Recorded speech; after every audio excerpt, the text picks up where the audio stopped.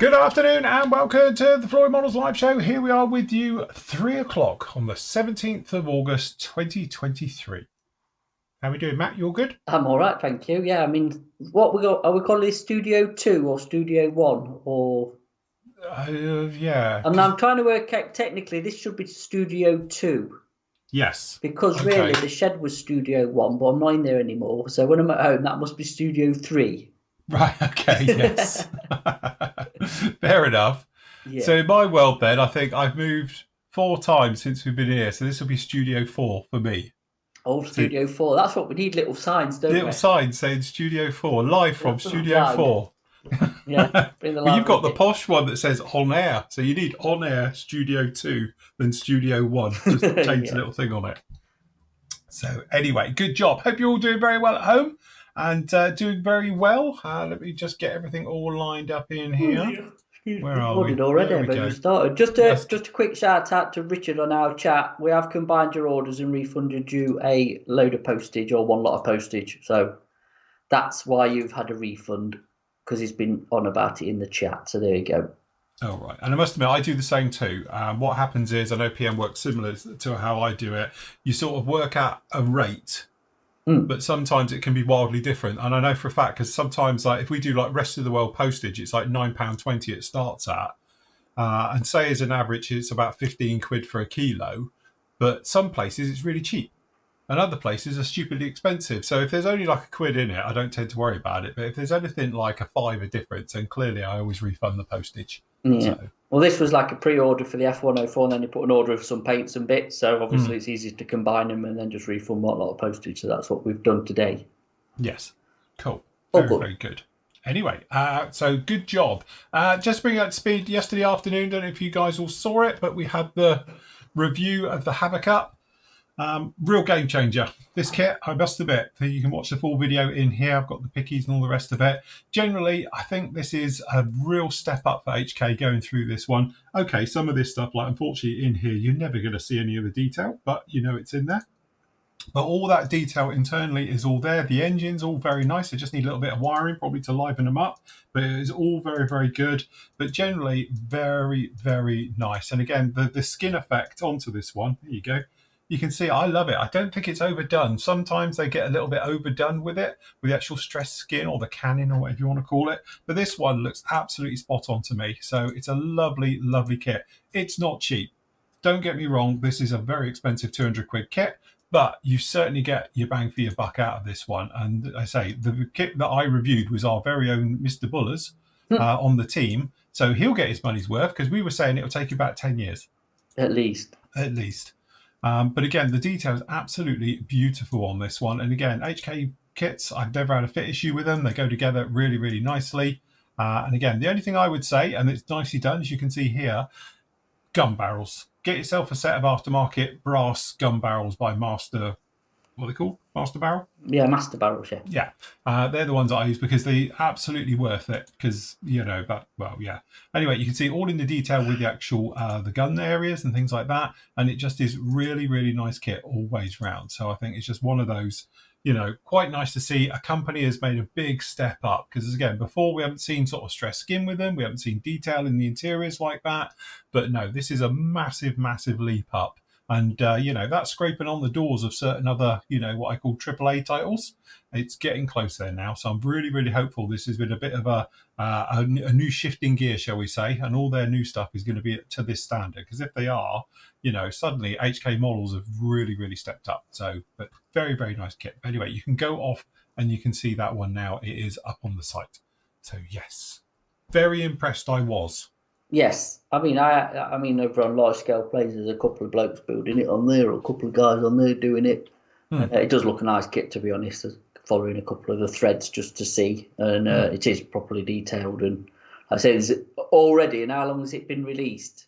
A month. I know it took a while for us to get it first, but again, like the aftermarket are all over it, aren't they? Ed Hard of just like the look set and a set of resin wheels. Yes. And there's some other stuff coming down the line as well for it. So, yeah, if you're into your bigger stuff. Absolutely. And again, it's like we were saying, it's one of those kits where, yes, it's 200 quid. It's a lot of money, but that's going to be months. You know, if you're going to go through it, especially if you're going to detail it up as well, that'll be one of those builds that'll be a real sort of, you know, look what I've done at the end of it. A very proud moment for the parent. Impressive. Because again, it'd be very, very impressive. As I say, I'm hopeful for a 48 scale one because I think that would be absolutely mega. But for you people who like the bigger stuff, knock yourself out because that is an absolute beautiful kit. It's one of those strange kits that I put in my list where if I could only build so many kits, it would be on my list to do one. You know, so because again, I think it would just be really, really worthwhile. And knowing HKs how their stuff goes together, say I've never had a fit issue with one. I know lots of people do, and I know why they have fit issues with it. But as I say, never had a fit issue problem with any of their kits. They just go together really, really nicely. Yeah. So yes, good job on that one. So if you've had to get one of those, you can do as well. First question right off the bat is from John. He's basically saying in here, he's been away for a while and he's glad to be back. And he's seeing lots of display stuff from you guys. Are you recommending updating your tools, etc., with these new offerings? No, I would never tell anybody to buy anything because you know me, even though I've got me and Matt own a model shop, clearly you should buy everything that's in it. But, you know, like I say, it's one of those things. Perhaps if you've got a tool that's broken or it's just not working for you, you know, like we often talk about airbrushes, scribers. Sometimes they are just so personal that you'll go through everybody's recommendation, doesn't work for you. You'll try something else and suddenly it fits and it clicks into place and you just go with it and it works really well. So all I'm saying is there's some really nice stuff from them, but what they are doing is almost a budget range. Well, not a budget range, but a more affordable option because their stuff's always been incredibly expensive. So you've got the knives with the plastic handles, which actually I think is a very nice job, as well as obviously the nice metal stuff and everything that goes with it. But, you know, generally display, like we do most tools, it's one of those things, personal choice. You know, I know a lot of people love to collect tools. I've got these drawers, you can't see, but there's more of them that way as well, full of them that I never use, but I'm a bit of a tool hoarder. Yeah, and so tiny screws and nuts and bolts as well. That's my fetish. Everybody's got to have a hobby. This is it. Everyone needs a hobby. So, collecting hardware. This is it. But I have a fetish for tiny little nuts and bolts and, you know, greebly bits and stuff like that, so it's into that. But again, I can't, it's one of those, you go through, I don't know if they even still do you remember like the old army surplus place that would have tons of tools just in bins, wouldn't it? Yeah. And it had like 50p or a quid each. Yeah. Oh, put me in one of them, I'll be coming out like this. Yeah, wheeling out with a wheelbarrow. Stuff I never knew I needed. So it's like, Jesus, yeah, I love those places. You don't seem to get them as much as you used to. You used to be quite, you always one in every town had one. But yeah, I love stuff like that. And quite frankly, you know, little tools, nuts and bolts, they come in handy, especially for what we do in the hobby. You know, admittedly, I've got thousands in there I will never use. So some poor muppet's going to have to clean up when I've croaked it. And think, why has he got drawers full of screws? Well, you never know. I might need one. Exactly. I might need it. You might need it. But no, as I say, it's just an option. We do the reviews. You have a look. If you think they're good, it's not. As I said before, it's like paints. You know, at one point we were reviewing paints every single week of different manufacturers of paints. And I don't recommend everyone just runs out and just buy full sets of every paint that you see. You know, like I said before, if you need a colour sometimes and you're thinking, do you know what, I'd like to give, I don't know, Real Colour a try if you never used it. You know, you might think to yourself, do you know what, I'll get one and have a go. If it works for you, you might think it works better. You might think it works worse. You might want to go back to what you've used before, but it gives you an option, you know? So that's the nice thing. Definitely. And there's plenty of options out there for paint. Yes, tons and tons of it. So, but yeah, it's one of those things. I like display stuff purely because it's a bit Gucci. It was when it, like you say, it's a bit more budget now, isn't it? Yeah, because some of their knives and stuff now, they sort of like, this is the brush ones actually, the knife ones are in the other one, but they've got plastic handles, which to me are a little bit, yeah. But at least they don't roll into your lap and stab you with a knife. Well, that's it. Yeah, that's it. So yes, good job. Anyway, we trust you're all doing very well at home. Was the thing. Don't forget, we've got a quick word from our sponsor before we get going. Oh yeah, we've changed it. Because you've changed it all. I know. Look, we've changed it. Who knew you needed a Hadley Page Sparrow? Everybody needs a Sparrow. Yes. To go with the one next to it. Yes. And the Typhoon next to it. And whilst you're there, you can get yourself a nice Trot 109. Oh no. There's a couple of Trop 109s that you can have, an Asagao one or the Trumpy one, isn't it? Yes. Who don't like, who don't want to build a 109? Hmm. Or Attack and Fire Scout. Yes. Is that what it is? Can't see it really. It is. Yeah, no, it is. It's Fire Scout. So, very nice as well. Got the Hobby 2000 72nd Viewfighter. That's Asagao, yeah, that's a good kit, that. Which is a nice kit as well. It is that Asagao one. Before the Airfix one sort of came out, that was the one to have. It was fetching silly money. So that's can't beat a bow fighter really. Nice plain. Yes, definitely. So and then obviously some of the bits are the same because it was not that long been updated, but a few new bits up there if anyone's interested. Did we change the Swift? Didn't we have oh no, it's the Seahawk. Seahawk at the bottom. Did we have the Navy one as well? Or was that moved? No, that's gone. Oh, it's gone. Sold. Gone. See, grab them whilst you can get them. Absolutely. Otherwise, they are gone. So if you want to grab any of those ones, you can do. Obviously, they're up on the actual site right now over at pmmodelsuk.com. Yep. So you can get your bits and pieces all from there. So yes. Right, do you want to go first and show us what you're up to? Can do. Yeah, can do. And then I'll show them about me Harrier and me. I'll put this thing back together again in 3 minutes. So the Funky Land Rover. Hey, that's clear. It is. Nice clear. So we have got our oil palette ready. So what I'm going to be doing is trying to tone this blue down a bit and do a bit of weathering. Just me and Phil were talking before we came on here. So I just had a bit of a practice, shall we say, on this bit. So usual thing, I'll be working in sections. So we're going to lay down the oils first and then we're going to come in with the Flory washers. So that's what I'm going to be doing. And I thought, while we're at it, my 3D figure. I started painting it last night. So as you can see, I've done a load of underpainting. Just I think it's deck tan and what's sea blue in Tamiya. XF17. Looking at, It's XF17. Yes. So that's just on his uniform and stuff, and then I was just painting out his face and his cap. I was doing his cap this morning like 6 o'clock. I was up stupidly early having a coffee. I don't know. I just woke up, so I was never going to go back to sleep. So I was in the other room and doing a bit of painting. So face ain't finished yet. Still got to sort of pull it all together and bring it in. But yeah, actually it's been a while since I've done a figure, so quite pleased. It's got not a bad sculpt. Like I was saying, because it's computer rendered, I think the head looks a bit odd, and I can't figure out why. Yeah, normally they've really got sharp features, and these are quite rounded, so it's taken a bit to actually pull the sculpt out, if that makes sense.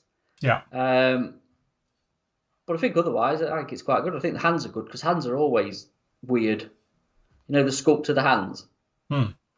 I just think it's one of them things in art, full stop. Hands are just really difficult to pull off. So, but yeah, no, he's coming on all right. So I've printed off, like I said, I don't know if I did or not, but some 1/16 scale jerry cans for him to sit on. So he's going to be like a standalone, something like on this, a plinth.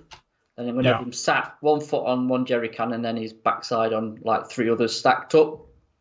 Just looking into yonder as they do. But yeah, no, he's all right. I was going to say, considering he's a 3D print and you're not quite sure what you're going to get and all the various things, as I say, he's a resin print, so they come out a little bit better than the old filament ones. But I think he's actually done really well. But the great thing, obviously, about 3D printing, we said before, you can just scale as you need to. Yeah, well, like I say, we've scaled these down because this is his actual true scale on the STL file is 1/16. So I think he's meant for like the Takum Panzer ones and whoever else is doing big tanks now, like German tanks. But obviously, I've used a couple that I'm going to use for the 222 diorama. So we scaled them down, and they're scaled down really nice. And I presume this would scale up if you wanted to go to 1/9 scale. I think it'll scale up pretty well. Yeah. And that's the joy of it. But yeah, so I'm going to carry on and potter around with him. But been using Gen 3s as well for uniform and his face. Mm-hmm. Really starting to like him. Really getting now the hang of how they brush paint. So yeah. Cool. All right, nice. That is. So yes. It is. I think it's come out really, really well, that one. Yeah. So yes, look at that lovely blue. So what's the plan? Are you going to try and like filter it down, or are you going to sort of give it a bit of a rub with something, or? No, the plan is to fade it off a bit. Like, so I've got for chuck all my thinners all over. I've got a bit of a light. Well, that's literally light flesh. Mm-hmm. Obviously got the blue, so I'll make a lighter blue and use the light flesh, and then obviously got light mud, dark mud, which are two of my favourite oil paints. Sepia, and I think that's wash brown. Whether I use that, I don't know. I've put it on there anyway. Sepia I'd have to use for all the deep shadows. This will be just for general sort of like on the bonnet here around the hinges and just in crevices just to build up before we get to your sort of wash. Yeah. So I'm just putting the base tones down at the minute, and then obviously we'll move on. It's going to be, I don't want it sort of derelict, shall we say. I just want to just tone it down a bit. Nice. And I think, like I say, once you get a bit of coat of mud and dust and all that, it will bring it back anyway. So yeah, that's the plan. And I've got my three weapons of choice here. Very nice. Nice soft blending brush, a bit of a harder blending brush, and the application brush, which I do like, is these the long AK weathering brush. Mm-hmm. I do like them. These are just some cheapo brushes, just for. I think that one used for cleaning the airbrush here, but it'll do for blending. yeah, I know. That's what I tend to do. I tend to have some brushes purely for oils, I must admit. Yeah. I don't use them for anything else, just for the oils.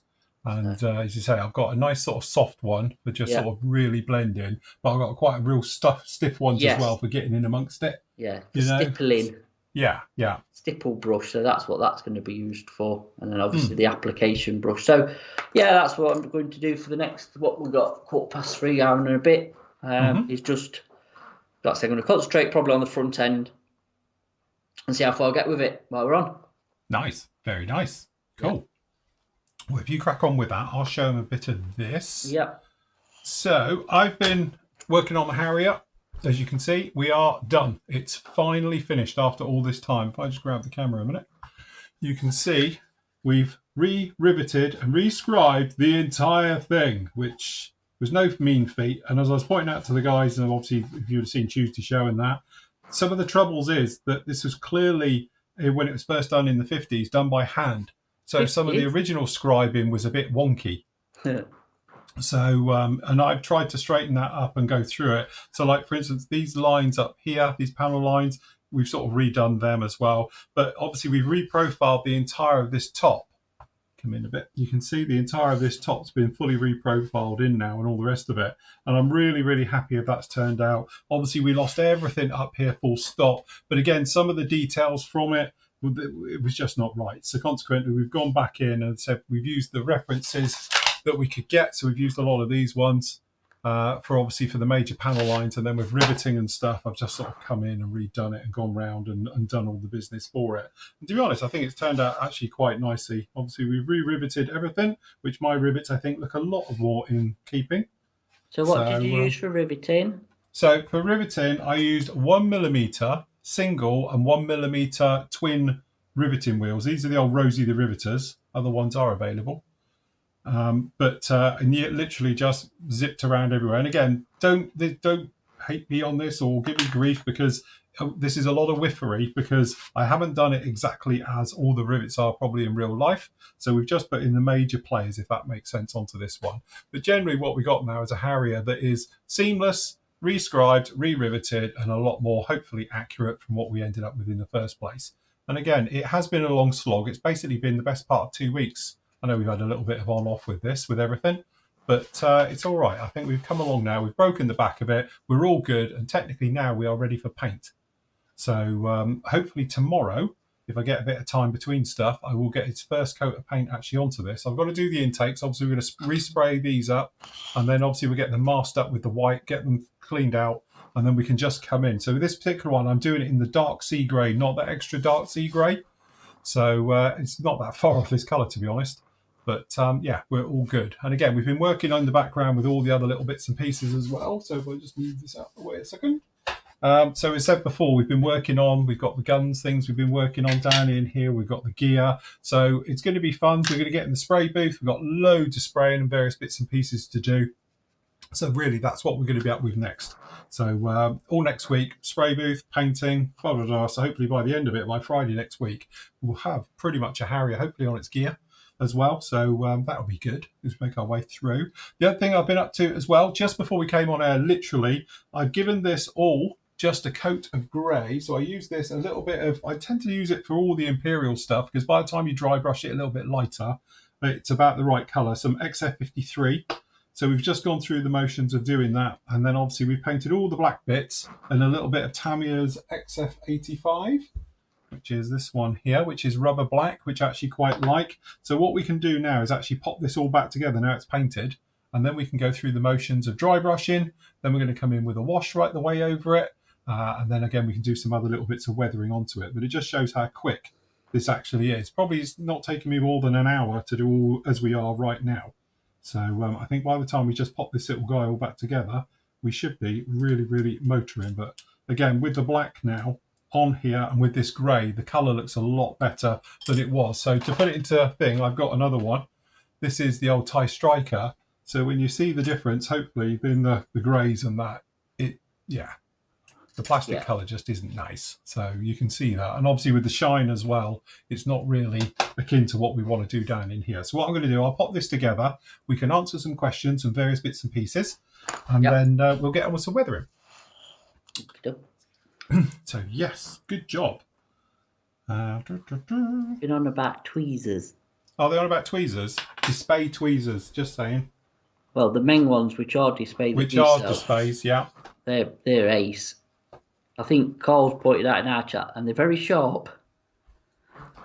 They are. I must admit, mine's drawn blood more times than I care to imagine. What's up, Lo? You're very early. I tend to use the blunt tip ones more than the sharp ones. Yes. If I'm honest. But yeah, they both are really good. They get a set of tweezers. Obviously, Kareen gave us a set of display ones, didn't she, when we got a few years ago when we were over there. Yeah. And I know I've got a Meng set. I don't know which ones I've got here, to be honest. I'll show you. But same tweezers there. There we go. They're the display ones. Mm-hmm. And they're the sharp ones. They are absolutely lethal. They are lethal, but really, really good. And then they're the blunt ones, which is more my go-to ones. Yeah. They're really nice. Really good tweezers. And again, just to point out this pack, that when I did the review for the Departure set, that's not the same tweezers as the one we're talking about here. The Departure set, which is the starter set, literally is more obviously designed for newbies and youngsters, I think, into the hobby, or Gumpler people. And they're not as refined, they're not as obviously lethally sharp and all the rest of it. So if you're after the really nice good ones, which I have mine here as well, I've been using these now for a good couple of years, and they just are fantastic. You can hold tiny little parts on the end without the fear of them pinging off, you know. And again, you can grip tiny little things as well, you know. Yeah, it's just that thing of slipping and putting them through your fingers. Well, yes. Because, like I say, they are razor sharp, the pointy ones. Yes, definitely. You do have to be a little bit careful. Yeah. Otherwise, you will be stabbing yourself. So what we'll do is we'll just pop this thing back together. Probably take me a little bit longer because I've got to be a bit careful with it now because it's got thingy on it. I'll find my left and rights might help. Here we go. Pop this thing back together again. Can you remember how it goes? Yeah, it's fine. Couldn't remember it last time, let alone this time. Okay. Right. As long as you get everything lined up, it's okay. So get your left and rights all in. So we can get this one in, and then we'll just pop in the back one. Yeah. Get those all sorted. Yeah, you definitely don't want to drop them in your lap. That is definitely for sure. Yes. Yeah, don't do that, kids. Yes. Yeah, that's... I must admit, I've proper stabbed myself with the pointy ones more times than I can remember. Yeah, I think I have as well, to be honest. And it comes a bit keen. Yes. You're proper smart. Yeah. Yeah, they definitely draw blood. Come on, why won't this one click it? There we go. You know, on the instructions where it says click, there you go. Make sure you get your click. Did you get that nice sound then? Because I heard it. Yeah, it sounds like you broke it.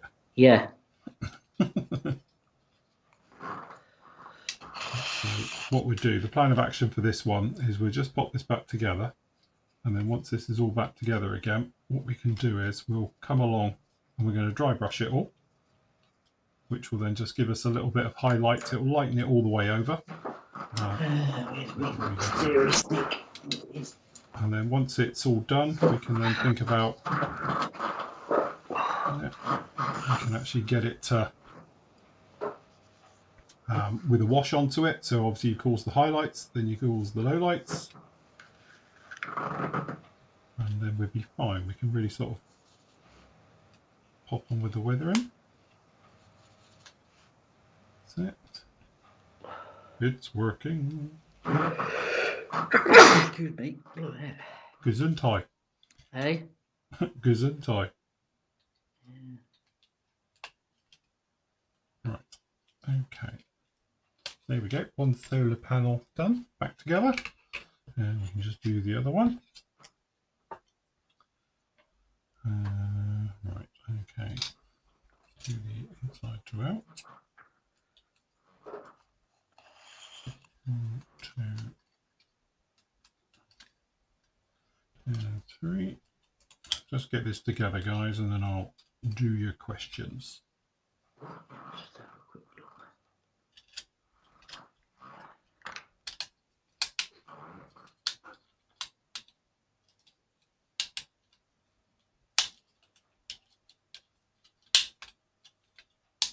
Clicky, clicky. Okay, so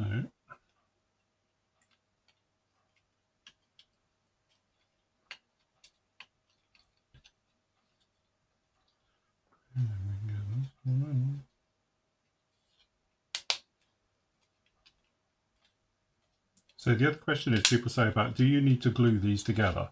Technically you don't, but I do find sometimes that it probably could do with a bit of glue.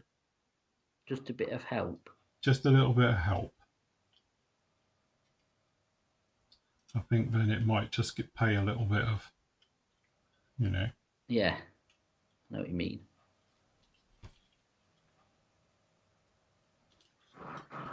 So, you just have a look at some on cam. Yep, go for it. So I've just thingied the front here, the top of the wings and the bonnet. Can you see the colour shift on cam? Yes, yes you can. Because that's going a bit more where I could do with it being. Yeah, a bit paler. Yeah. Good. Yes, it's got that sort of faded look now. Yeah, that's what I'm trying for, yeah. Yeah. Just to a bit of some fading. Mm-hmm. Yeah. Good. I'm not flogging a dead horse then, am I? No, you're doing all right. It's going. Bleaching it back. Yeah. And to be honest, with all modelling, isn't it? What you're trying to recreate is what's happening in real life. So, for instance, obviously the sun bleaching out the paint might take a few years. You're just recreating that in minutes. Yeah.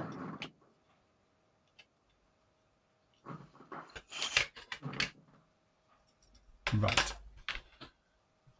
Question. Yeah. Find any warp parts on the Land Rover? Yeah, the whole body was warped. Yeah. It had a bit of a twist in the body shell. The rest of it was fine, to be honest. But yeah, there's a bit. I don't know. Does it still show up? I don't think it's that bad now. Is it? No, I don't think you can notice it now. But it was a bit twisted that way. Actually, they're old molds, these, so you know they got to date back from the late 70s, 80s. I don't know. I don't actually know how old this kit is, but yes. So yes, there was a little bit of warpage. All right. Nice.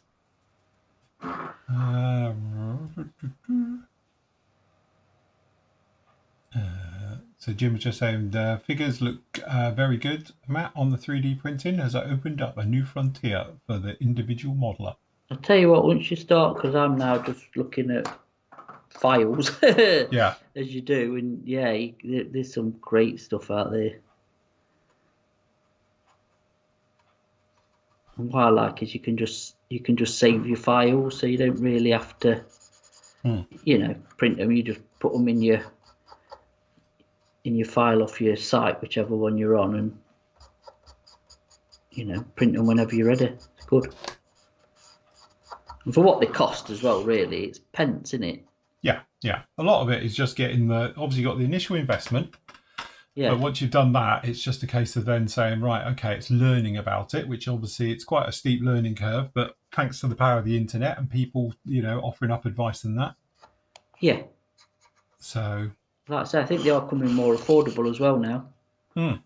in a few years' time, they'll come down again, and like I say, it'll be like having just a normal paper printer soon. Yeah, no, it will be. I think it will literally be like everybody will have them in. Will PM be doing a pre-order for the Airfix Stuka? Yes. Or when will it be doing it? Yes, we will, shortly, because that's due out soon. We will get one up on the site for that. We'll probably talk about that next week. Yep.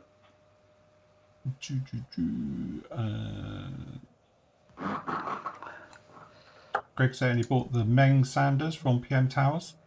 Which are display ones, aren't they? Which are display ones, indeedy. Which, to be honest, I have been using just as we've been doing some sanding clearly on the one.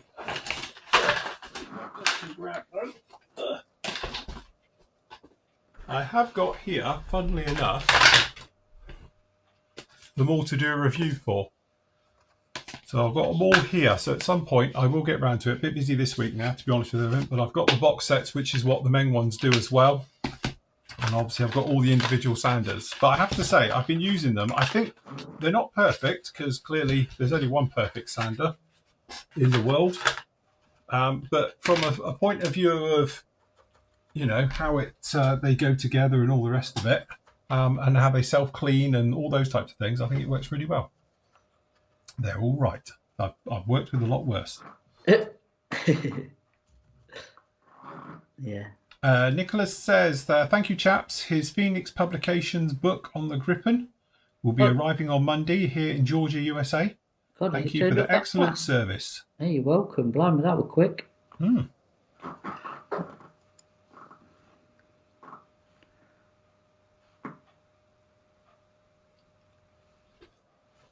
Yeah, it's not a good look to have it on the real thing if you've got a twisted chassis. What's that?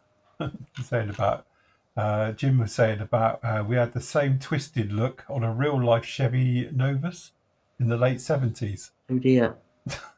Was it crabbing? I must admit, I followed a friend of mine many years ago and he was driving an old banger and literally it was going down the road crabbing. Yeah. Oh, I could see literally all the way down one side of his car from behind as he was going along, That's not good. I said to him, what are you looking across the windscreen going a straight line? So, yes. That'd be worth a fortune now, that.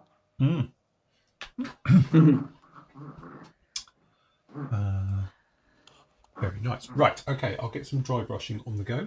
So for that, we're going to use good old-fashioned oils because we like oils. We do like oils, yeah. We do like oils. Where's my glasses? Well, I'm trying not to see today. We need oils. So for this, we'll be using... I can find it. Where is it? There we go. Because we like oils, I need my little piece of cardboard.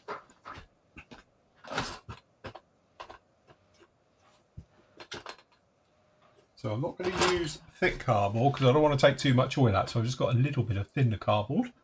And for today's options, we'll be using a little bit of light grey, which is ABT 170. And I've got the usual thing, the smoke, which is ABT 005. I suppose I should use Starship Filth, really. Well, yeah, but... I have got some. Here it is. So we've got Starship Filth, ABT 510, from their fantasy range. All right, so what we're going to do is we'll start off with the light colour first, and we'll work our way slightly darker. So we're just going to come in, a little bit of a splodge. So we're going to take some of the oil of this out, but not tons, because when you're dry brushing, you do need a little bit of oil, because it will just make it smooth and blend better. I'm just going to grab a little bit of, you can see the oil coming out of that. Look at the oil out of that, that's gallons of it. You got a juicy oil paint? I've got a juicy one here, yeah.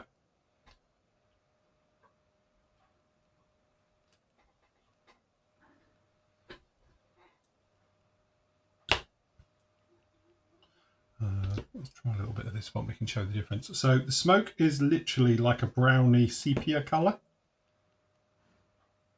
And this one's got like it's a funny colour. It's like a tire black with a hint of green in it for the Starship filth. It's like a really, really dark green in this. But you can probably see, I'll just grab solo cam, you can see the amount of oil out of that top one, and that's the difference. Not all the paints are the same. So sometimes they will, you know, sink out. You can see there's very little oil in this one, medium amount there, gallons in that one. So sometimes it may be how they're stored. Obviously I like to lie them on the side preferably, but if you're hanging them up here, the oil's all going to come to the surface. If you're doing nose down, the oil will probably go to the back. So again, like wine, I think you're supposed to rotate them. So now we need a couple of different types of brushes, a bit like Matt was saying. So I've got two brushes. We've got a shorter one, which we do for dry brushing, and then we've got a slightly longer one, which will be our blending brush. And this is just to sort of make it all fade around and stuff like that. All right. So we'll start at the front. We're just going to grab a little bit of oil here.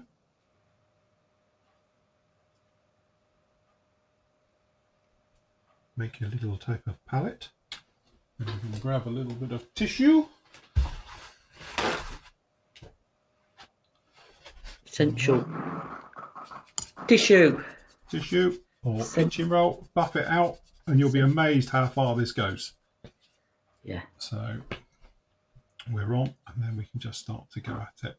So you're just making natural highlights over everything. I'll just grab the camera a minute. Yeah, yeah. All right, you can sort of hop around, and again, you want to come in from all the different directions. And all we're doing is exaggerating all the surface detail now. But we don't want to overpower it. So you're just trying to go to an edge. And again, you can create tons of wear and tear. So we're just coming over this.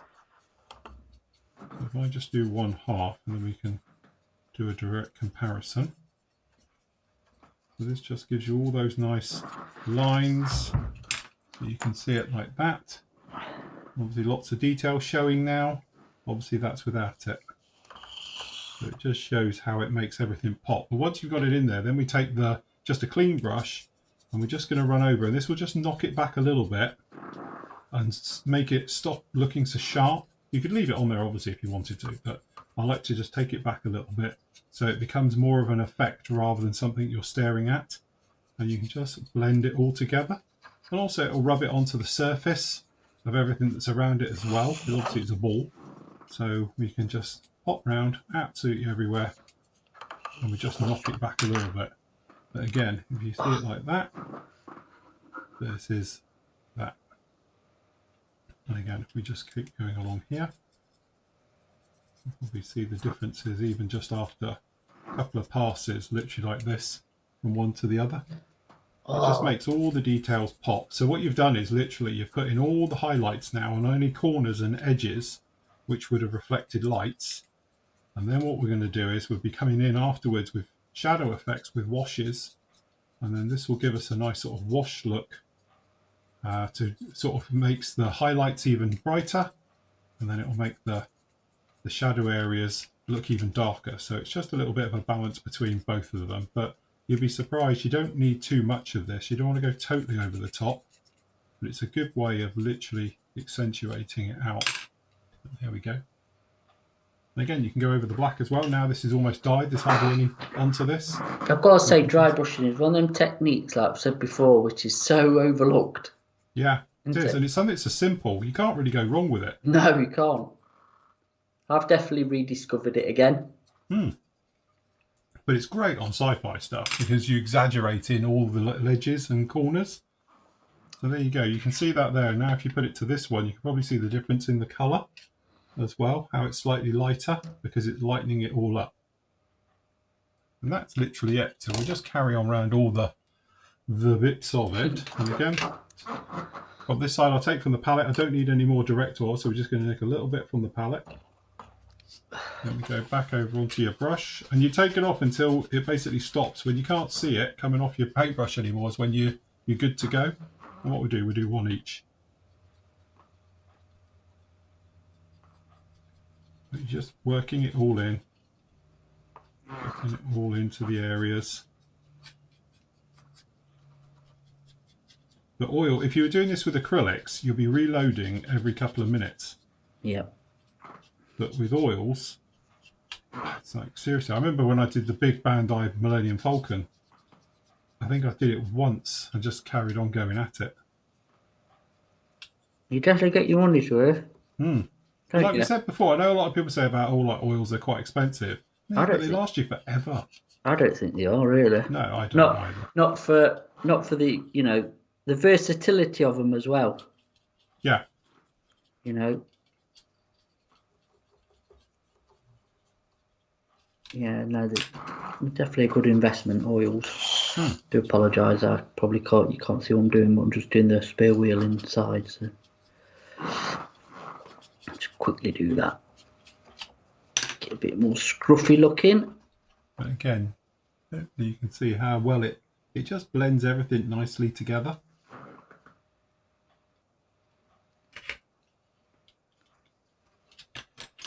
A little bit more.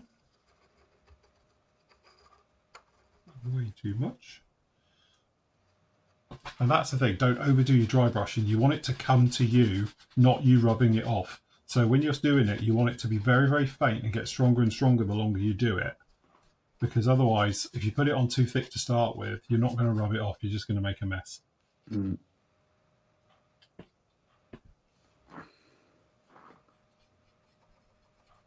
if you are starting somewhere where, you know, with the actual first bit of oils on your brush and all the rest of it, start somewhere which isn't noticeable.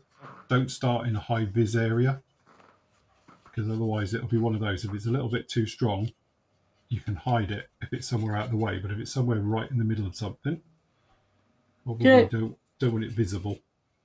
Do you know when you come to weather and model nowadays? Yeah. Do you still have any like apprehension of where to start and where you're going with it? Or have you passed that stage now? I think I've probably passed it, if I'm honest. I know people are terrified about using washes and oils and that in case they ruin their perfectly made model. And I do get that, because obviously we've all had that thing of like, oh my God, I've ruined it. And then you're doing that thing of backpedaling with your model, trying to improve it because it's gone wrong somewhere. And we've all done it. Christ, I've done it live. And it's like you've done a live demo and it hasn't worked exactly how you want. And you're like, oh my God, how am I going to get out of this, you know? Yeah. So here we go. If I just grab the camera, you can probably see here, that's a before and after effect. You can probably see how well it's just lightened up those top areas. It really makes all the details now pop and come to life, where you wouldn't see it as much without it. And all you're doing is faking. You're literally faking a shadow or a light. So in this case, we're making all the little edges reflect so they stand out more, where obviously this one here on the right hasn't been done at all. You can't see the details as well, you know, so that's literally what we're doing. And then the same in here. You can probably see a lot more detail, this one on the left, where we've dry brushed it now, because all those nice sharp edges are seen in there. And it looks really, really nice. Where the one on the right, although you can still see them, you're working on the light is having to show you where the detail is in the contrast between the highlights and the shadows. Where obviously we faked it now by making them stand out a lot more.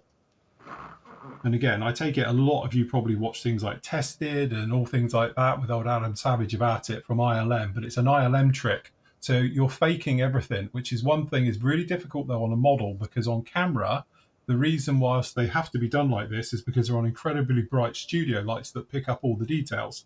Well, we don't have that luxury, so we have to sort of adapt it a little bit more. If you've ever seen a real Star Wars prop, which I've been lucky enough to see quite a few over the years, they look terrible, you know, purely because they're just, you know, the colors are not what you see on the screen because they're under incredibly bright lights that bring all these lights together.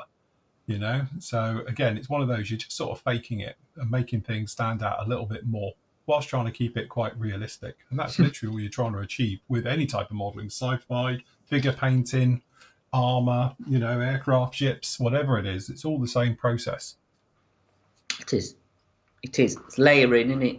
Layering and layering till you build up the effects you want. Yes.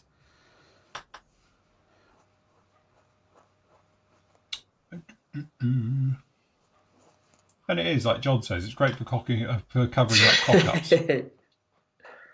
What, enhancing cock-up since? Yeah, the only trouble is the wash will enhance any cock-up you've made. Yeah. Especially if you're a bad rescriber. Yeah, like me. No, your rescribing's all right. I'll let you know when it's got a wash on it. Yeah. And it stands out like a sore thumb that it's all wrong. Yeah.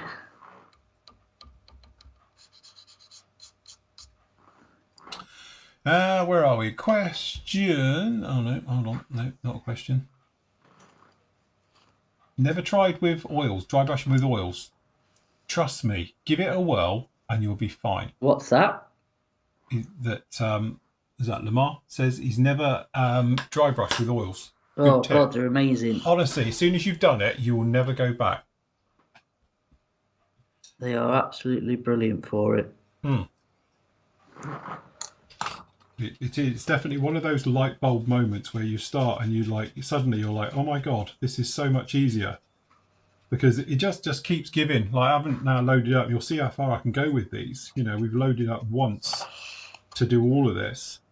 It's just the gift that keeps giving. And you'll find you can do things with oils that you can't do with acrylics. So, like the blending front, because acrylics dry so quick that you can't really blend with them because they don't like it, and they go gritty and But these love it and they'll carry on. Also, as I say, mixing the colours. If you come over with a darker one, if you wanted to, you could go over the top of it and it will just blend seamlessly into both. So, and that's something you can't do necessarily or not easily with acrylics. I'm sure we get the fanboys out there going, oh, I do that all the time. But yeah, it's not as easy. It's definitely not as easy. It's not. No, I don't care what anybody says. Drying times of oils, But actually, once you've done what I've done here and put it on the cardboard and stuff, and you're doing it in thin layers, it's pretty much instant dry. Yeah. So, like say I'm layering light to dark, and I'm just going over and over what I've already done. I'm not, I ain't got to wait for days on end for it to dry. No.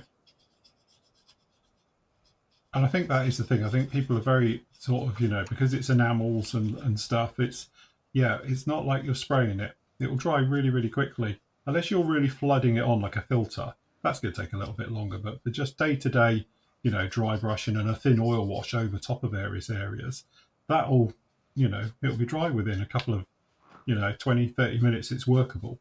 Yeah.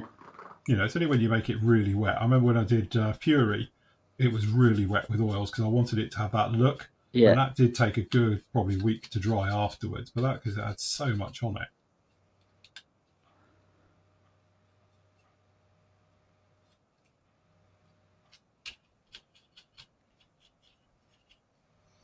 So here we go. So as you can see, just a quick test bit here of the difference.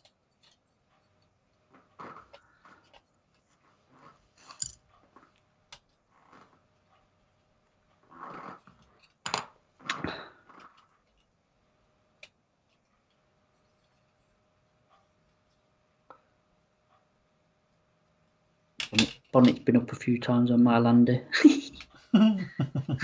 Got that dirty fingerprint look on the front, look. Hold on, coming to you.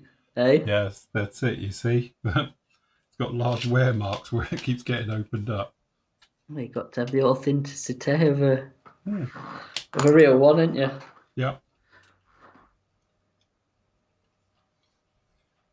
Very nice. So just grab the camera. You can probably see that's literally coat of grey paint, XF85 and some dry brushing, and already you've got something like that. Which, if we just grab the other one as a direct comparison, you can probably see the difference. Just something like that really enhances it and brings them straight in. There you go. And again, this is no fancy grey paints. It's just XF, 53, and a little bit of the old rubber black on there. And you've got something like that straight off the bat. Really straightforward. Darren's asked, Phil and Matt, do you have a tutorial painting canvases? What, like Bob Ross style? Yeah, what, on proper canvas painting? That's next Tuesday's show. I'm going to do some happy little trees. Yeah, I need a big old brush. A big old brush, that's what. Yeah. Yeah, big old brush. Have you been canvases like what's on this Land Rover? Obviously, I'm going to be weathering this at some point. In fact, I might do a bit in a minute because I can leave this front bit to dry, so I might do a bit on this canvas here. Basically, this is, if you didn't see the show, is just Vallejo canvas base coat. That's all that is. I tell you what, it's a really, really nice colour. That's probably the best canvas colours I've seen. Well, you know, so we actually sell this. It's in the what do you call it range, Panzer Racers range. Mm-hmm. And I ain't got one on my shelf, but we've got some outside. But it's canvas, and it is as it says on the bottle, a canvas colour.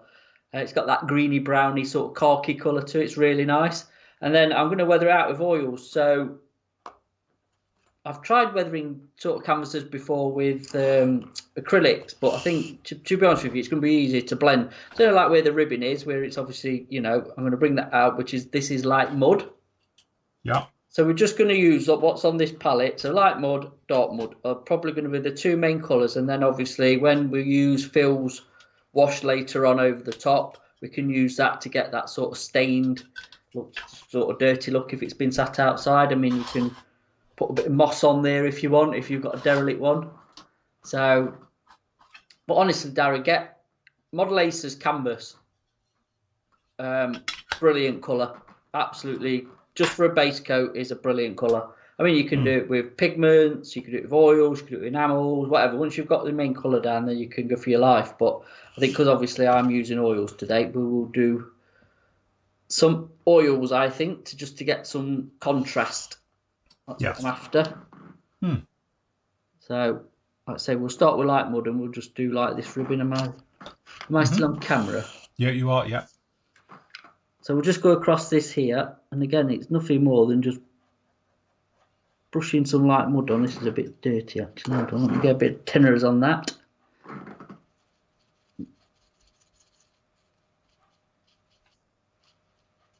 I've done it too wet, but you know, just unload it a bit. So I'm just gonna draw it in, and then we'll just blend it, go around the edges. You know what I like about oils as well? It can be really sloppy and get away with it. Yeah, yeah. And again, that's another, I think, a myth we can dispel here, that people worry about with oils, it's not reversible. That, you just wash it off. You just wash it off. Come in with a little bit of thinners on a cotton bud in an area like that and just literally just wipe it away and you go again. Yeah. It's not something that's going to stain heavily, especially if you've got a coat underneath protecting it. Yeah. So, I mean, that is pretty sloppily on there, but I'm going to leave it just for a minute just to evaporate, and then we'll just blend it back in. Then we'll do the speckling technique and all the stuff I've just been doing on the front, and we'll just do this front section, and we can dirty that out a bit. You just want to exaggerate it a bit, don't you? To be honest with you, if I was at home, I could have showed it, but you know the FAQ books? Yeah. They do the vehicle one. So civil stuff, which is, again, same principle as weathering, whatever you're weathering. But there's some nice ideas in there. And I don't know if they've got a canvas in there. I think they've got an old, some sort of truck, pickup, whatever. And, yeah, they do it. But it's honestly the same principle if you're weathering a tank, weathering an aircraft or a ship or whatever. A robot, anything, you know. Weathering's weathering, isn't it? Yeah. Same sort of principle, just on a different subject. Yeah. And again, I think some things, obviously, if you're doing like an aircraft or something else like that, the weathering's sometimes a little bit more difficult because the areas are smoother. If you're doing vehicles and armour, you've got corners and edges and flat panels and stuff like that. And I think in some ways they lend themselves a little bit easier to weathering. I think they do as well, because obviously they're on the ground, aren't they, as well? Where obviously aircraft, unless they sat on a tarmac or whatever, they're not really going to get, you know, unless they're a derelict and they've just been outside, but that's more sun bleaching and like stuff growing on it, isn't it? And then just to build up a sort of environmental dust, where obviously a Land Rover, if it's bombing around a backfield, you know, in a farm or somewhere, it's going to get filthy. Tank, it's running over terrain, you know, depending on where it is, it's going to get dusty, it's going to get muddy, it's going to get dirty. It's that scenario, isn't it? So aircraft are different. And again, with ships, it's going to be sort of more patina, wear and tear, rust here and there, isn't it? reference, isn't it? Look at reference photos. Yes. Yeah. Just look at real things, and you'll soon get how they're weather down, and when they've been exposed to the elements for decades on end. Couple of questions here. Is the canvas colour in the PM store? Yes, Matt just said. Yeah, it's in the Panzer Aces range. Under canvas. Yeah. Right, okay. And what else have we got? Richard says, Phil, are you going to be doing a review of the Edard F104 zipper? No, because it's not an Edard kit. That's actually the Kinetic F104 that Edard are just reboxing, and we've already done a review on that. So we don't need to do another, really, because it's just a rebox. What else we got? Will you... Oh, sorry. Thank you for mentioning. A quick follow-up question. Will you be stocking the Phoenix Skyhawk book as well? I would have thought so, wouldn't we, Matt? Yeah. We're stocking Phoenix books, aren't we? Yeah, I think so. Yeah, I think so. Yeah. If it's out and available, I know they've got lots of stuff coming down the line. Yeah. Yeah, I would have thought so. So, yeah, as soon as it's out and all the rest of it, we'll be getting it. We will be fine. Oh, yeah, the other thing as well with oils, I don't know if Phil's mentioned it, well, this is a dry brush. Because as soon as you put any moisture in that brush of thinners, you're just going to remove most of what you've put on. Yes. So you're just using the moisture, really, what's actually what you've put on. If you used a bit of thinners and just for blending and that. So... And that is the thing, you know, as you say, I've tried to show it on a lot of my videos over the last couple of years. I tend to do the thing where I've shown, I call it using the oils dry. That's just my wording for it. And that's literally what Matt's doing now. And that's very similar to how I do all my post shading on aircraft, for instance. So I just basically put in a line roughly, and it looks very much sort of anime. It's really strong, and then blend, and you blend and buff. And that gives you the equivalent of post airbrushing. But obviously, you've got a lot more control because, you know, you don't have to worry about doing it with an airbrush and it's permanent. Because, again, with this, if it goes wrong, you can either just get a cotton bud out and rub it all off and go again, or you can come in with a tiny little bit of thinners and do it. But to start with, I always start off dry, like Matt's doing now, and you're just blending and buffing. And it's, you know, very much akin to putting on makeup, which clearly I'm good at. Obviously, you must be. But it's that thing. But you can get some really, really nice worn, weathered effects with it. Then you can go through and obviously do streaking. So if Matt wanted to do streaking on that, for instance, he could just put in little blobs of very like grey or sort of, you know, buff colour oils, and you can literally do a direct streak with it and pull them down. I think I've done a little bit. I mean, it needs blending a bit more, but just down that front wing there, you can just see there's a bit of, you know. It's good for streaking. Then you just keep going and going, and it will just blend in. Yeah. So, you know, like a bit of a dirt patch more than a bit of streaking blend, but yeah.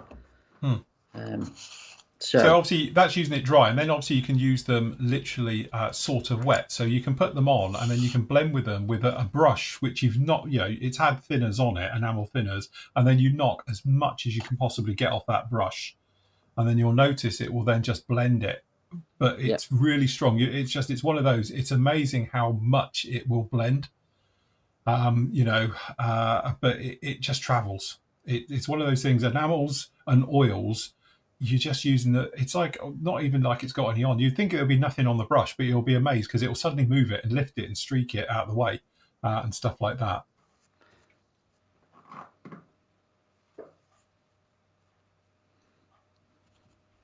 This is just gonna. Again, just doing the speckling technique, we'll just knock it down again. A bit of sun bleaching on the old canvas.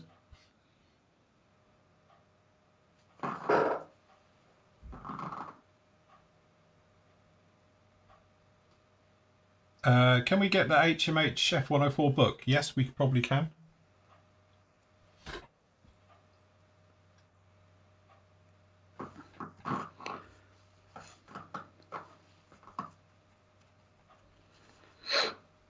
Yeah, I would have thought we could. So again, using the old gnarly stiffer brush.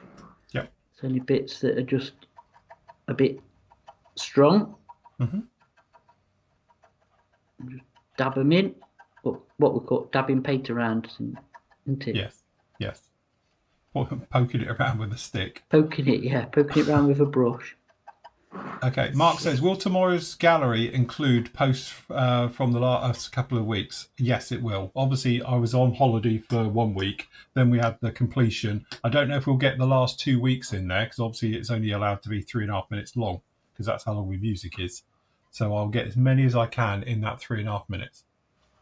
So make sure they're all put up before 9 o'clock, because normally I work from like 9 o'clock backwards, if that makes sense. To try and get them in. As I say, there's no guarantee, like I said before, because obviously people get upset, oh, you didn't pick mine. I can only put so many up there. So, sort of 3.5, 4 minutes is absolutely fine for the end of show galleries. But if they're up there already, I will grab them and we'll get them in.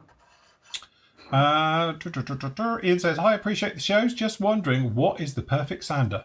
That's the Flory model sander. Discontinued. That's not available from all good places. Not available from anywhere. No, you need these. That's it. These ones. Look, mine looking old and shabby. Need restock.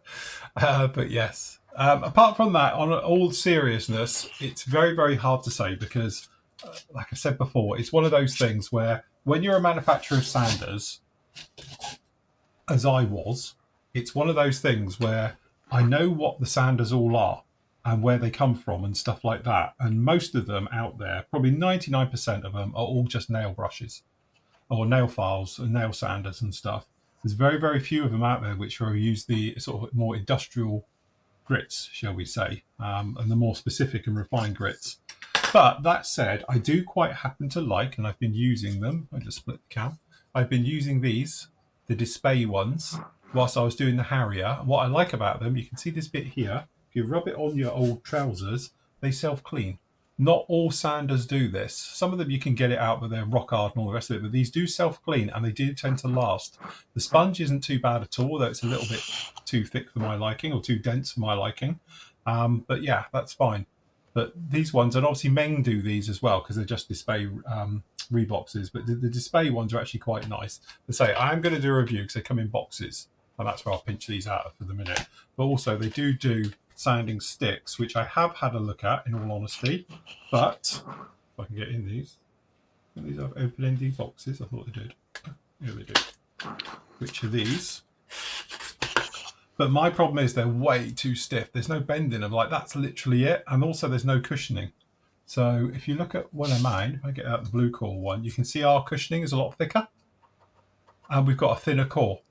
So the idea with the thinner core is this bends a lot better, and it's more, wobbly, where this one's proper stiff. It's got a bit in there. But the grits actually are all quite nice. They do go. They're standard grits, the industry standard, 240, 400, what was it, I don't know, 600, 800, 1000, 1200. But actually, they're not bad at all. But I wish these had a little bit more cushioning on, so they wouldn't be quite as hard, and had a little bit more flex to them. Sponge-wise, obviously, as far as I know, no one actually does a proper sponge like we used to do the sponges, because these are proper. Whoa. Proper. And obviously, I don't know anybody who actually does these ones either, which are really, really flexy ones. So, yeah. But again, pays your money, you take your choices at the moment. But I do quite like these ones. These are all right. They're not bad. For a Gumpler It's a high recommendation. I wouldn't call it high. Right. Steady. Perhaps I was being generous.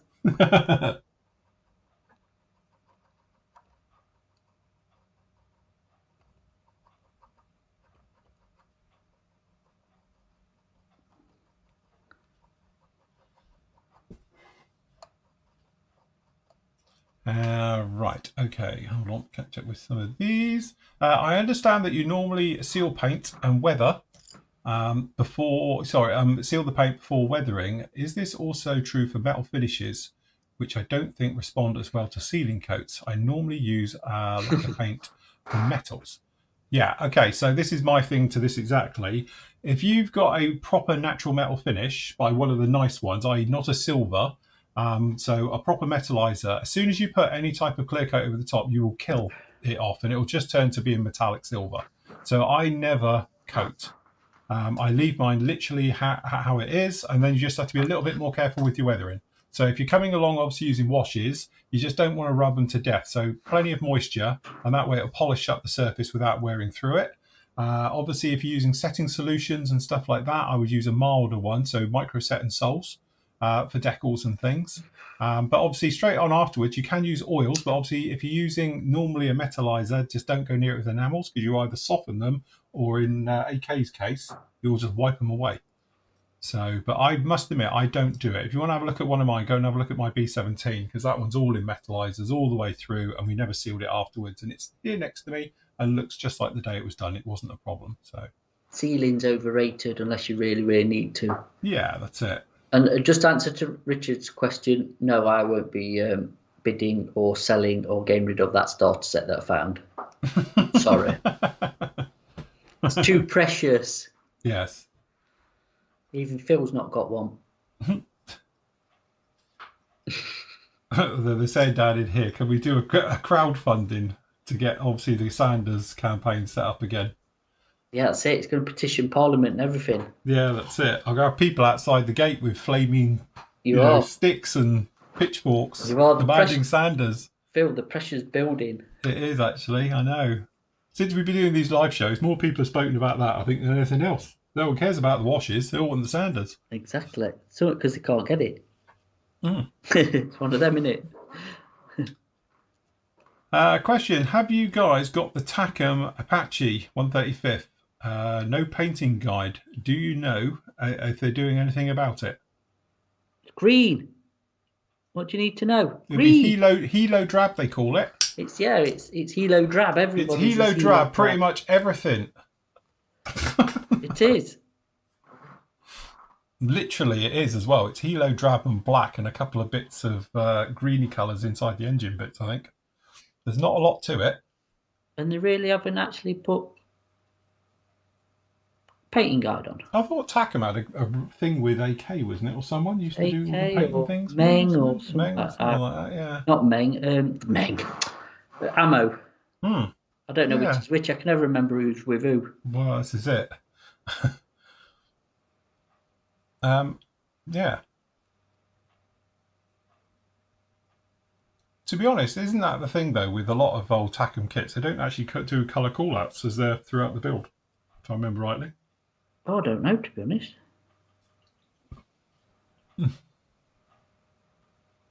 Don't know, I must admit. And certainly I don't know if they're doing anything about it. I wasn't aware that was a problem.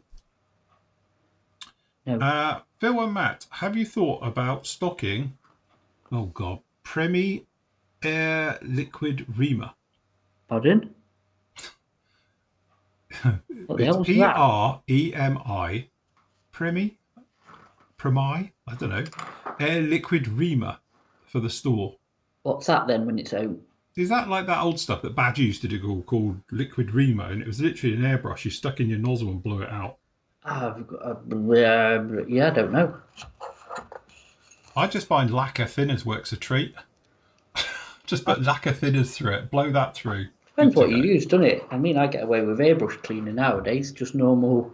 I use the AK one because we stock it, but we've got the Vallejo one. They always work for me. So, but I'm mainly acrylics now, so I've never heard of that stuff. I've got to be honest. Nope. That must be like for proper airbrushing people. Yeah, the pros.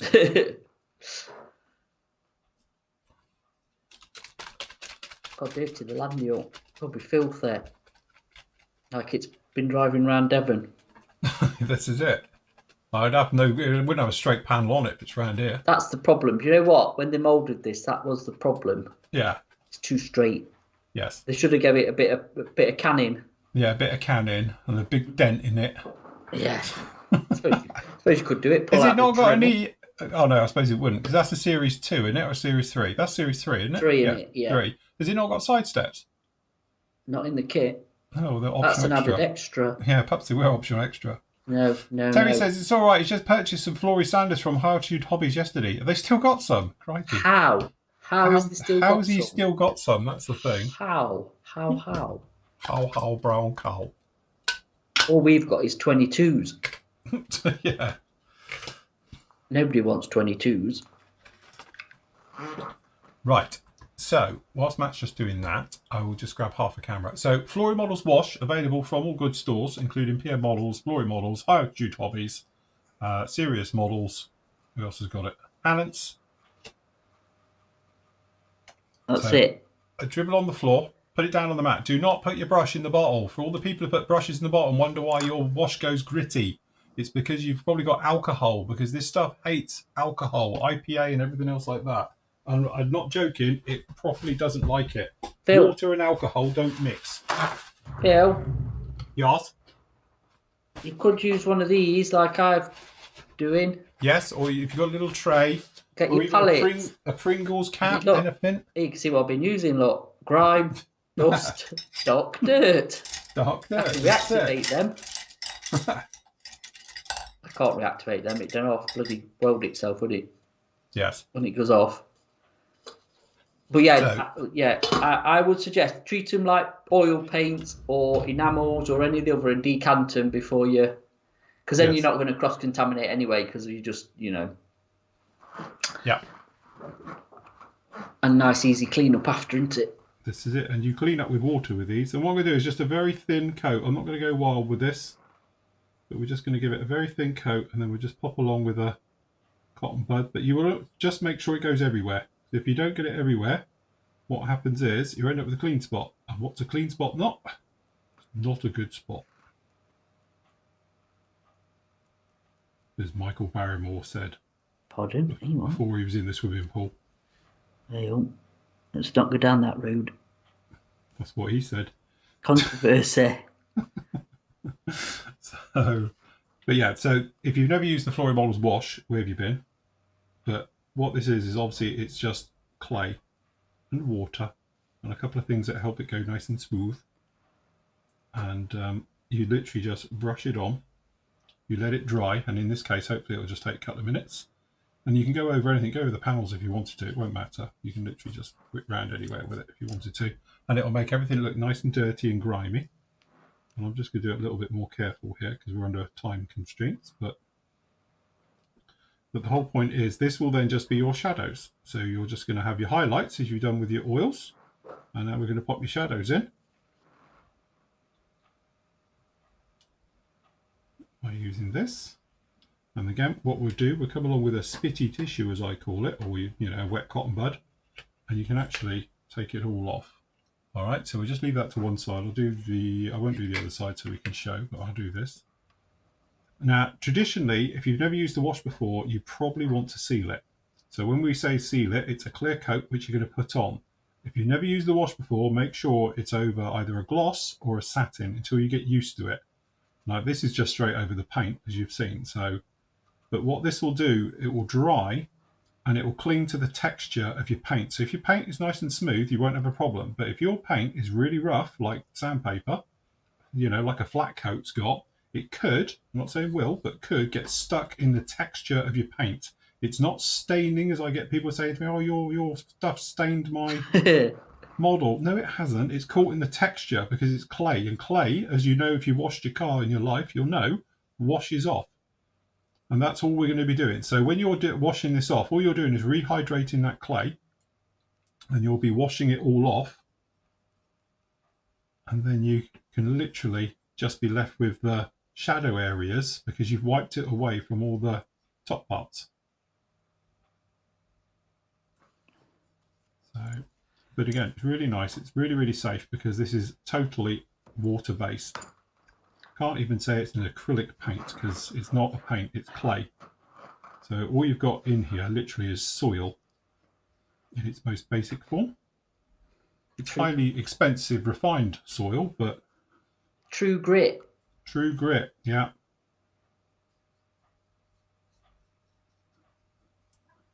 We'll just pop this along in here.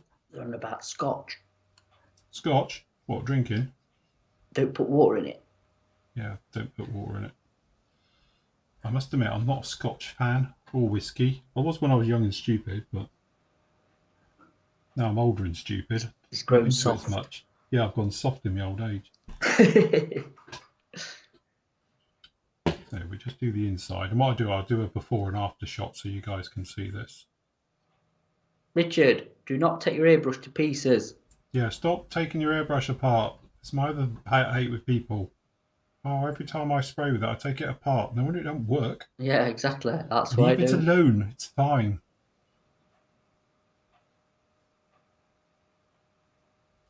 I must admit, I had a gentleman the other day who was having real trouble with his airbrush. A bit like you have, Matt, to be honest. Yeah. And when I did a little bit of digging with him, he literally strips it down completely and cleans it after every time he's used it. And he's like, I can't understand why it won't work because I clean it every single time. And I'm like, well, that's probably your problem. Yep. It doesn't need to be cleaned out and done like that. It's quite happy, you know, even if it's got lacquers into it, you just put lacquer thinners in it afterwards, you'll be absolutely fine. Yeah, just don't strip them down. Don't strip them down. It really Unless they you don't enjoy it. really have to. Yeah. God, man, lucky if they get stripped down once a year. Never mind every time I spray. Well, do you know what? That PS270, the only time it ever comes apart is to show people. I don't think I've ever taken it apart in anger. Yeah. I don't even remove the needle, Richard. I don't even do that. No, I don't. Just blow it through and just leave it. And then if you're going to get a sticky needle, just drop a bit of whatever your cleaning fluid is. It's only because it's stuck around the seal. The seal sort of grips it. Yeah. And then it will just release it. Don't be tugging, pulling, and it just let it soak in, and it will just release itself. Mm-hmm. So yes, because I mean you've now converted to lacquers, haven't you, Richard? I think because I've just sent you some out. So again, you will not need to strip your airbrush because the lacquer, your cleaning stuff will just clean your airbrush to yeah. Yeah, it's when your acrylics is a bit different because that can get a bit sticky. Yes. But again, no,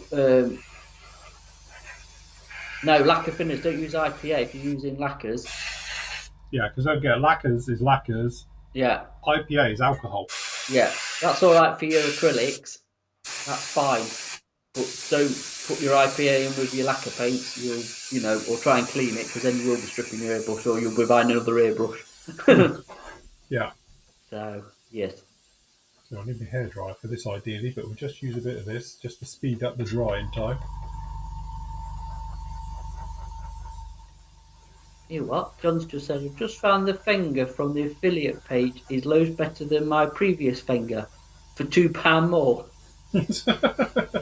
Gone up in price, mate. Gone up. Because of Phil, obviously. Yeah, do you know what we were saying? It was only £19 that airbrush when we were talking about it originally, and now I notice it's gone up to £23 or whatever. Yeah, well, I think my thing is 21 quid. Yeah. Now it's gone up to 23. Cheeky sods, aren't they? See, they're cashing in on me. They got to do that to pay my fee, which I get about 30 pence on each sale. 30p better than nothing. Well, it is. If we could find a couple of million people to buy it, I'd be laughing. In a popular airbrush. It's a good bit of kit, that is. It is for 20, even if it's £23, it's still. Who were we talking to the other day? Was it? And we said about you could buy 5 of them for a tenner. For 100 quid, wouldn't it? It was Andy, wasn't it? Yes. And you could see Andy visibly thinking about that's actually quite a good idea. I'd have spares for life then. Yeah, his brain was definitely ticking when we said that yesterday before we did the show, weren't it? And it was like, ooh. Yeah, he was definitely mulling it over, thinking, do you know what? I could buy 5 of these. And I've got spares for life. That'd be funny. You could have a airbrush for every colour. Yeah. Of the rainbow. Yeah. Yeah, you never have to worry about cleaning it out. Well, not cross-contaminated anyway. Hey, not being funny for 20 quid, they're almost disposable. It's just nuts, isn't it? Crazy, absolutely crazy. Anyway, where are you, Phil? Sorry, I'm literally I didn't want to do it because it makes a bad sound on camera. I was giving myself a quick blow to dry this off, clearly. Aren't you lucky? I haven't got a hairdryer anymore because it went sticky. You know what we were saying about lacquer paint to kill all your objects? Yes. Is it my hairdryer went all sticky, so I binned it. How does your watch? I got a metal strap, titanium, so I'm all right. All right. But I knew people who have rubber watches and they break and give up as well. I'm pretty sure that's what happened to my iPhone cover. Probably. It went all soft and sticky. Yeah. I remember when I was in the shed spraying a lot more lacquers than I obviously do now at home. and stuff in there. Yeah, the hairdryer handle, the tools. You know, the Yeah. green scrapers. Yeah. You got like that foamy sort of grippy thing, ain't there? Yeah. All that Yeah. went. Everything was sticky. Oh god, it was horrible. Yeah. Oh Right, dear. just dry this back and I'll do a quick wash on, wash off. Yeah, it's fine. Got 10 minutes. Yeah. What am I going to build next then?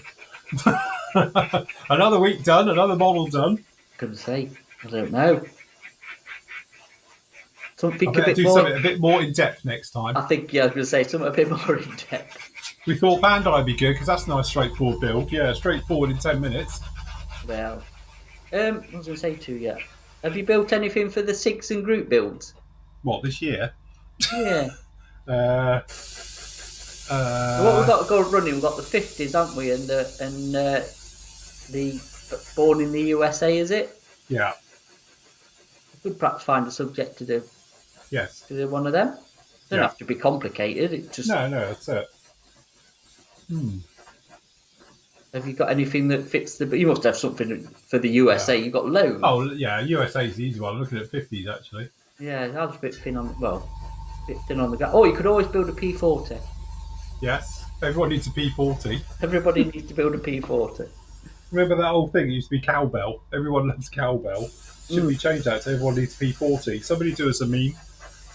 Yeah. Yeah. Sorry, I'm not just sitting here doing nothing. I'm just letting my oils dry a little bit because they're a little bit wet. All right, last bit. Just moving them around. So one of the big things if you're using the clay wash, it has to be totally dry. Do not take it off if it's got any wet bits at all, because all you do, as soon as you come along with a paper towel cotton bud, you'll draw it away and you won't be left with anything. So because this has got lots of detail and tiny little grooves and stuff in all this lot, if you was to put a cotton bud now, just draw it all out and it'll look rubbish. So it has to be totally dry, hence whilst I'm doing this. So we're just making sure all the little bits and pieces are all nice and dry. That way all the grime will cling to it, because otherwise it won't stick. Oh, just a quickie, because I did see it earlier. Mr. John needs to get down to the post office to pick his parcel up. Oh. He does need to get down there, sharpish. And by the way, the MG looks mega, mate, thank you. I did see your message and your render and stuff. It looks brilliant. I did show other John, and he was like beside himself with excitement. I think he had a little wee. It's going to be the highlight of the old kit, that. Yes. But yeah, it looks brilliant. And Richard's completed all the 6 in group builds this year. He's very good. You are very good, Richard. Right. Okay. So what we've got here is obviously now the wash is dried. So here's a before and after with the wash, so you can see. Obviously, it's darkened it right up now. So we're going to be taking majority of this off. All right. So this part was literally painted 10 minutes before we came on air. Matt knows, he saw me do it. I did. Normally, I would say let your paint dry for 24 hours before you come in and do this, all right? That way, it's totally gone off and it won't get stuck in the surface of it and all the rest of it. But I'm hoping, because it was done with lacquer thinners, it's probably going to be okay. But if you run your finger in, you'll notice already you can take off quite a bit. It will polish off with your finger, but you might notice we've got a little blob in there, stuff like that. So on the smaller bits, you can use a cotton bud. And to start with, you can just literally start to rub and it will start to come away on its own. As you can see, it's coming off on here. But the secret sauce is, if you rehydrate it, to be honest, I lick it, take some of the moisture onto your hand, and then you just give it a rub. What you'll notice is, it just stays in all the recesses, but it takes it off of all the high areas. And obviously this is what we're trying to achieve on here. So again, the more moist your cloth is and the more you rub it, the more you will take away. So this is one of those sort of balancing acts where, you know, you're sort of in that situation saying, right, okay, well, I want it to be nice and warm. So you don't want to put too much rubbing on it. It's very light rub. And obviously you don't want to make it very wet. But if you want to take off a lot of the moisture, like for instance, down in this panel here, we've got quite a lot of the brown. we'll just come in with a wet cotton bud. As you can see, it all comes off. And all you're doing is rehydrating and drawing away all of the wash. You know, your first sort of paragraph then was innuendo laced. Was it? I don't know what you mean. But you probably see the difference between this one and this one, because obviously we've taken it all off now. All right. It's not as bad as when I try and describe cleaning an airbrush. You can't. That's do that almost impossible to do with no innuendos into it at all. It is really, yes. Yeah. So there we go. We've taken it off of some of in here, and we've got some of the shadows. But again, you can come in with a cotton bud, wet it, and you can probably get in and take out a little bit more, because obviously there's so much detail down in here. Probably helps just to come in with a cotton bud and give it a bit of a rub around. See, I'm trying to do it now with no innuendos in it. It makes it fun, you know. And again, you can, if you wanted to, just have a pile of water on your desk and do it. But I tend to, just give it a quick lick. And then it works really well. See, look, this isn't going to work well now, is it? You've started it now. Oh dear.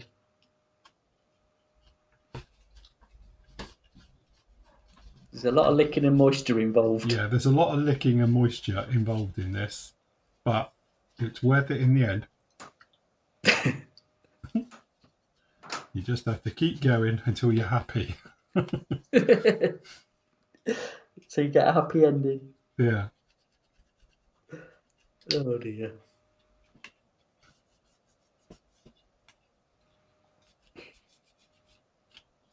It's an easy, straightforward way. I'll get rid of all the bits afterwards.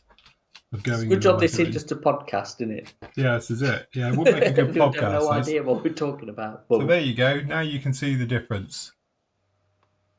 So whenever I do any weathering, and if you want heavy weathering, you always go slightly lighter.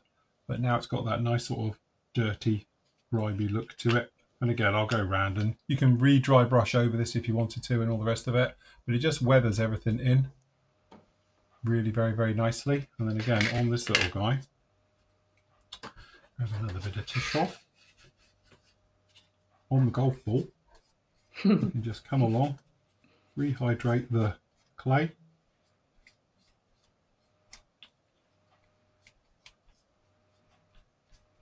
And again, works great on for panel lines and sunken rivets and all that type of detail. You probably see it coming through already.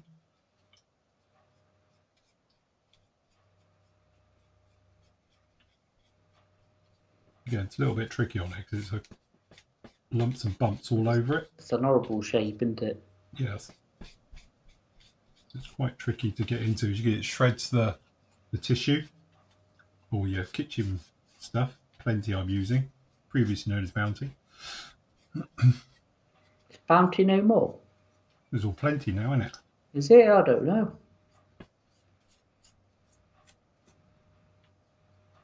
Just buy Amazon's finest.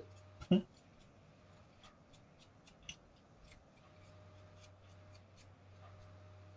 again, you'll be a lot more refined when you're going around taking it all off with cotton buds and stuff. I'm just doing this for speed now, but hopefully you'll get the gist of this. Just while you're doing that as well, if you're into your wargaming stuff, your Warhammer, and you do all your sort of vehicles and stuff, that's an ideal because it's a quick way, because obviously you want your stuff built, painted and on the table as fast as possible. And the Flory wash is a good quick way of doing some weathering. There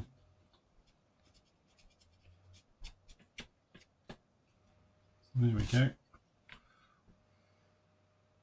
So you say now you've got all the shadows been put in by the wash, and then so obviously when this would come along, so obviously again you can see a direct comparison to how it weathers it. Nice, very, very nice. And then obviously technically once you have done the inside, you end up with something like this. And again, probably what I'll do is I'll just whip around it. We've got to get the fluff off it and all the bits, and we can just pop along with the final little bit of dry brushing. And again, you can use the dry brush we said before with a little bit of the smoke. So if you've got any dirty, grimy areas you want to put in, or obviously we can come in with a little bit of the Starship filth for sort of grimy areas if you wanted to. I tell you what, there's a real design fault with that craft, isn't there? Lack of visibility. Oh yeah, TIE fighter. But then again, as we've pointed out, if you look at modern F-35s now, they have helmet-mounted sights and all the rest of it. They just look through the plane anyway. So that's probably what they do. Look at the little screen. Look at the little screen. Yeah. Fair enough. The targeting computer. Targeting computer, yes. So yeah, this is the other one I was going to show we were talking about the other day. Oh yeah, that's it. Is that the old Hasbro one?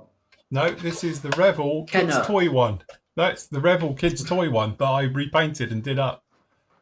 We did a series of them. We did the Y-Wing, we did this one, we did one of the others, but it's just the kids' toy one that I stripped and repainted. They're all right, aren't they? It came out all right. I think I have got a Hasbro Kenner, whatever it was, one of them.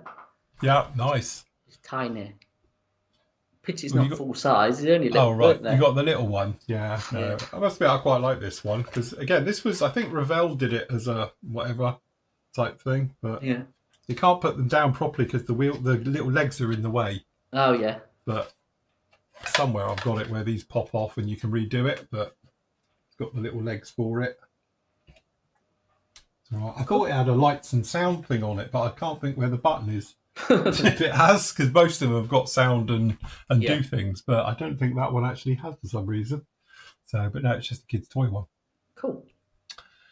Right, okay, what have we missed in the way of questions? Anything exciting before we go? So, it's just generally chatting. John's parcel still in Exeter, hasn't been delivered yet. Oh, right. So, Phil, have you ever thought about selling the rights to someone to make your sanders? No. Hey, look, they've come up with a good pot of cash. I'm quite happy to sell them the rights to it. I can retire then. Yeah. That's it. I'm out of here. Right. Can you get Gorilla Clear glue in the UK? No. Yeah. Well, we can. Gorilla glue we can get. Well, Gorilla we can. It was the alligator stuff we can't get. Yeah. It? I think I've still got a tub of that here somewhere. Apparently it's great for gluing and painting parts, the clear parts. Yeah, we can get it over here, Gorilla Glue. Or you can just use Crystal Clear. Crystal Clear, which, yeah. I'll tell you what, we've got more clear glue. We've got VMS one, the new one from AK. I don't know what that's like, that AK stuff. I might chuck one of them in so you can review that as well when I do the 190 in your books for your, Viking. Yes. What have I done with them bits for your Viking? I don't know, you showed me it. It's next year, right next year. On the pile of kit with the kit box next year. On your left, keep going round. Oh, yeah, still up. That. Yeah. That's it now. We've got all the bits for the Viking now. Which will be, somebody said, will it be a video build? Yes, it is definitely going to be a video build. The Viking will be. Love what you do with the weathering mat. Thank you. Looks less like a toy at the moment. Yeah, it'll get there. Like I say, I've got to layer it up, but yes. Even this blue colour you all voted for is gonna come around and look half decent. Yes. So that's the thing as well. Don't get discouraged, because if you do like your weathering and stuff, you can change it and modulate it and just basically tone it down to what you want. So yeah, even if it looks a bit gearish when you start off and a bit sort of fresh. Yes, it will be fine. It will. Gordon saying, hi Phil, he's bought both the Hasegawa and the A4, sorry, the F4 and the A4 from your recommendation. Bit lazy to search. Did you do any build videos for them? And where could you find them? So, yes, it's in the classic one. You've got the old Phantom build. That one's down in there. It's the Hasegawa Phantom, which is, it says in the classic one. And then in the members area, we did the Eddard one, wasn't it? Yes, the Eddard one. Eddard one somewhere, yeah. Somewhere, yeah. Where is it? Eddard one. Eddard one. There it is. The scooter. The scooter. So yes, we did this one. So. And you put the hump on it. And it's got the electronics hump, as it looks better with the hump. So yes, and we did MRP paints with that one. So yeah, you can watch the last part of it. It's free to watch, which I assume is the end of it. Is me yapping probably. Where's the thing? Hold on. Ooh, nice. Oh yeah, look, classic. Sorry, where's the screen thing? There we go. So yes, I don't know why it's a bit fuzzy. It shouldn't be. It might not be when you watch this at home. But yeah, there she is. Great kit. There you go. No longer fuzzy. I was about to say, you can't beat iViz. No. After yesterday's conversation. Yeah, that's it. iViz. Definitely. Yeah, gold grey and the white scheme. Yeah. Classic navy. Yeah. Very nice. Why would you want to build low vis? I don't understand when you've got all them cool schemes and stuff with the iViz.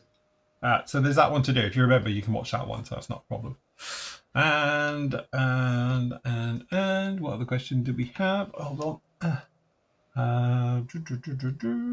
Add nothing to scotch. I've never got into drinking scotch. If I ever did used to drink it, I used to have a splash of water in it. Ooh. Because I know. It's just because it's the guy I am. What, a lot of water and then just a smidge of. Is that the one as well where you're supposed to not put ice in it? You're supposed to put those granite balls in it, frozen granite or whatever they are, so they don't distill and they don't affect the flavour, isn't it? And all like that. I can't drink the stuff. So only because I once went on a Scotch tasting thing, and that's what they all had. It was a bit weird. Which I don't even like Scotch. So while I was there, I have no idea. Probably because it's free. Free alcohol. Right. It was one of those where they give you a placemat with all little things on, and you have your little score thing. It's like, before we begin, they've all gone. Yeah. Can I have a top up? Drinking competition, quick. This is it. Hi guys, Alan here. Alan here. Not Mad Max. AK Interactive 124 scale. Dozer range. Will you stock them? Oh, right. I know what it means. I'm glad you do, because I don't. We can get them. He says he needs a flamethrower. Well, just send Andy a message. Right, okay. There you go, Max. And when we do an AK order next, we can add one. If you're not desperate for it, we can get it in as long as they have it in stock. But yeah, it's called Doozy, I think. They do a 124 stuff. Quite nice gear, to be honest. You can have a nice Coke machine and all that, I'll have to do my homework on that, because I'm slightly out of my depth here. Yeah. Is lacquer thinners available in 2 litres? Crikey, Richard, you got a problem if you need it by the litre. Not from us, it's not, mate. No, because we're a hobby company, not an industrial paint supplier. I was going to say, how much are you doing to go through? I know I spray a lot, but I still just have the bottles and go through one every, I don't know, well, Matt knows, every 6 months, you reckon? God, yeah, that. Yeah, a little goes a long way, Richard. Don't go overboard with stuff, and it stinks. So soak in your airbrush. Yeah. In a bucket of it. Don't be doing that. So yes, Wolverine PVA glue from PM Models. It's fantastic and dries quick. Oh, is that the VFS stuff? No, it's AK white glue. Oh right, okay. It's actually all right, to be honest. It's I could probably say it might be their version of Mod Podge, but I don't want to, allegedly. Can I say allegedly? That? All right. Okay. It's that sort of thing of a hobby PVA. It is all right. It's good stuff. Fair enough. Cool. Good job. Okie dokie then. Well, I think we'll leave that right here, and then we can finish off this one next week. Yeah. And it's not long. How many weeks are you going on, Ollie? 1. So you're here next week. And I'm then here next week. And then he's going to be doing it from a sunbed in Greece. I wish. That's slightly charred. Not nice. It was a cheap holiday. Now we know why. Yeah. Does that smell of burning? So, no, you'll be all right. So never mind. You'll probably get me, and I might rope one of the others in. Who? Oh, Andy. He's under contract. He's fine. He sleeps in the afternoon, Well, he's going to have to wake up for an hour and a half. Is Nathan still on holiday, or is he back at school? No, Nathan's back at work and John's at work, so he might have to do it. See, it might be me, myself, and I, so you might get me. Andy might do it with you if you ask him nicely. Yes, no, it'll be fine. It's all right. We will sort something out. Anyway, that's 2 weeks away yet, so no one has to worry about that. So yes, right, okay, we will leave it right there. I'll be with you tomorrow with the Friday catch-up show. For members, I've got the next part, the Harrier. just see behind me, that'll be up with you as well. And again, like I said before, members, if you want to post up your work in the gallery sections, I will pick them all up in the morning when I do the reveal video. Remember to keep an eye out over on the PM models for various things. Will probably not change tomorrow, will it? Might a little bit tweaked, but not drastically, because it's kind of been thinking. Is that refreshed? No, just refresh it, because I think we've had a few sales. So if anything's gone, then obviously there you go. Sorry. So that's going to be that'll disappear. Yeah. So definitely one's going to change out of that. Just a heads up to everybody. The Hasegawa F4. We've only got a few left, and once that is gone, that is it. We ain't getting any more in. So for the foreseeable anyway, and definitely not 30 quid. So. If you want one, even if you think about getting one, grab one, because once that's gone, it's gone for us, and we're moving on to other things. Yes, definitely. We were sorting it today. Big news, big announcement. Watch this space. Yeah. But yeah, so don't forget, get all your bits and pieces over at pmmodelsuk.com, or if you want any washes or anything else like that, you can get them obviously from Matt over at PM Models, or you can get them directly from me as well, and we can sort you out. Cool job. We will leave it right there. Thank you very much to everyone who joined us. Thank you to the Flory family as well for making all of this happen. Thank you to obviously everybody who's in YouTube land as well. Don't forget, give us a like. Not much, is it? Just a like. A like and a subscribe. Like, subscribe. Well, I think probably most of you are subscribed, but give us a like. Would be nice. I see if we can get over 200 likes. That would be quite something if we could do that as well. So be quite something. Right. Okay then, guys. We will leave it right there. Happy modelling. Take care. We'll see you all again very, very soon. Say goodbye, Matt.